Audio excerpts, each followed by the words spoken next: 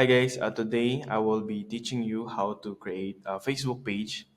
Um, kung i-guide ko kayo kung paano mag-set up step by step sa mga hindi nakakaalam or wala pang Facebook page and hindi pa sila nakaka-runners to create pages in Facebook, you know, as you know, highly recommended if you are in content creation, if you are organization, communities, kailangan meron kang Facebook pages. Hindi mo dapat pinopost siya sa personal account mo.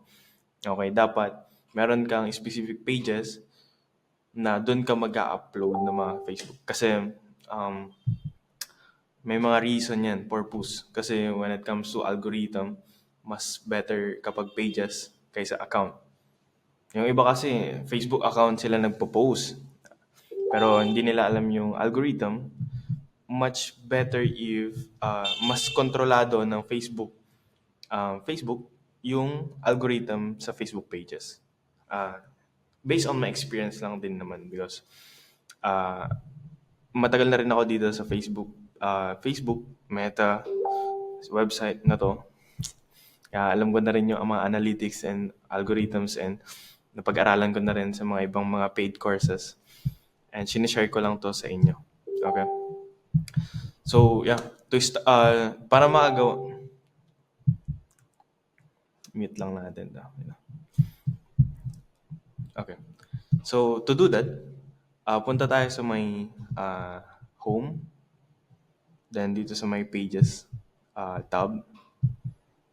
So, ito yung mga pages na nagawa ko na. Dito sa may left side, meron kang makikita dito na create new profile or pages. Click that. And then, personal profile, public pages. Itong public. Okay. Kasi kapag gagawa ng page, expect ka na public siya. Lahat ng tao pwedeng makita yung page mo. Much better yan. Okay?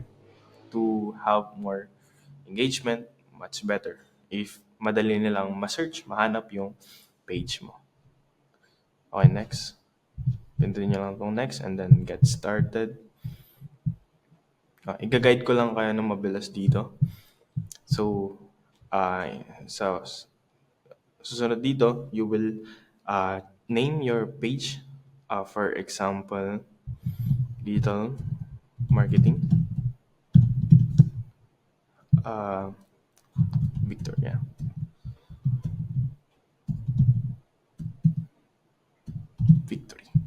Victory Digital Marketing. Okay. And then, you will put here category. May mga pagpipilian dito, ang alam ko eh.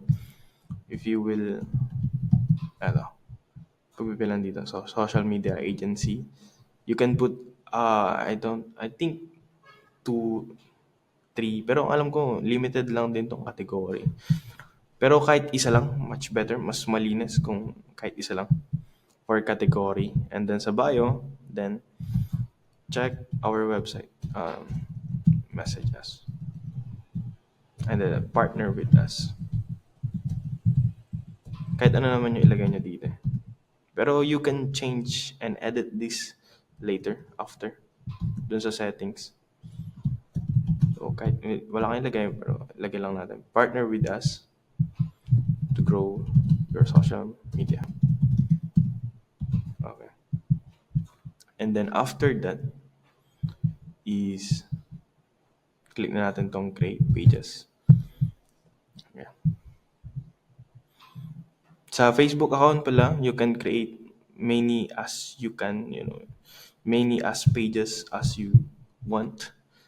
Alam ko wala namang limited yan, pero if hindi ka na pwedeng gumawa ng pages, siguro gawa na lang ng ibang account, then Facebook account. Pero ang alam ko as of now, you can create pages, Facebook pages as more as kahit ilan. Okay. And then dito sa may location, if you are in business, kailangan tong location talaga. If you are in an organization, for example, or church or communities. If meron kang physical office, physical, na location, advisable na ilagay nyo dito. Pero since this digital marketing, um, sa website, ito kailangan to sa website sa digital marketing. But for now, pwede mo naman tong i-skip eh. Okay. Alam ko pwede to eh. Try mo. Next. Pero if you, meron kang ilalagay doon, okay, it's up to you. So here, mag-select lang tayo ng profile picture natin dito. So if you have logo or ito, na-search ko lang naman to sa Google. Pero kung meron kayong sariling logo or sa official logo nyo sa communities, so church, organization, or anything, ito yung ilalagay nyo dito for your profile picture. Okay. And add a cover photo. Sa Facebook pages, may mga cover photo siya. So you can, pwede mo naman itong i-edit pagkatapos nito. Okay. Click natin yung next. And then, a WhatsApp page, WhatsApp number, kahit wala tayong ilagay dyan. Pero if you are in a business, as much as possible, customer needs to reach out to you, then kailangan public dapat. May mga ready ka dapat dito na mga details. Okay? Pero pwede natin siyang i-skip. So, you can invite sila na i-like agad yung mga pages nyo. Pero since organic naman tayo, wag natin pilitin ng mga tao na i-follow ang ating mga pages. Let them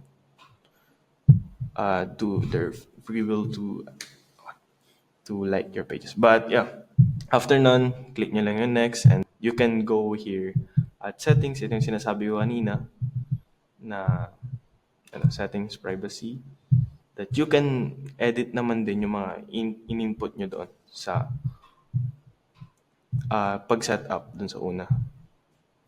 Dito sa my page setup pala siya.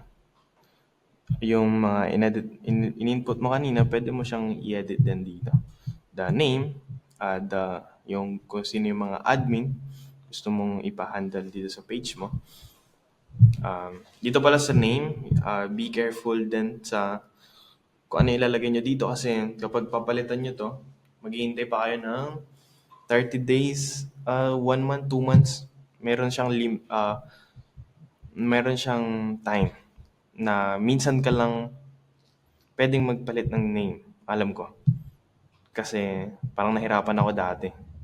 Nagpalit ako ng name and then naghintay ako hindi ko na siya mapalitan.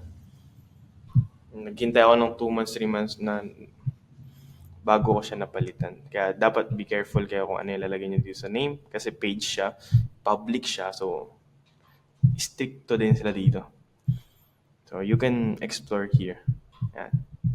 Yung details ng pages nyo. So go back, balik tayo dun sa may page natin. So you already created a Facebook page, your own Facebook page, and then you can start now to post dito sa page nyo as much as possible. May laman to, itong pages na to. Kahit wala pang followers, okay? Wala pang following. As much as possible, may laman dapat itong pages nyo para hindi siya magmukhang parang basura sa Facebook. Okay? Or like I said dun sa TikTok, paggawa natin ng TikTok, okay? At least kahit mag-prepare ka ng 7 videos in 1 week, okay? 1 video, 1 post per day. I-apply din natin siya dito. Kasi parang gano'n lang din naman ng platforms eh. Pero, you got the idea? And yeah, congrats kasi nakagawa ng sarili mong Facebook page and you can start now to share your pages, share your posts here inside your Facebook page. Yeah. And kung may tanong kayo dito, you can reach out me guys. dun sa community natin, and I will be uh, I will be willing to help you guys. Reach out nyo lang ako. Okay? Yeah. See you on the next video.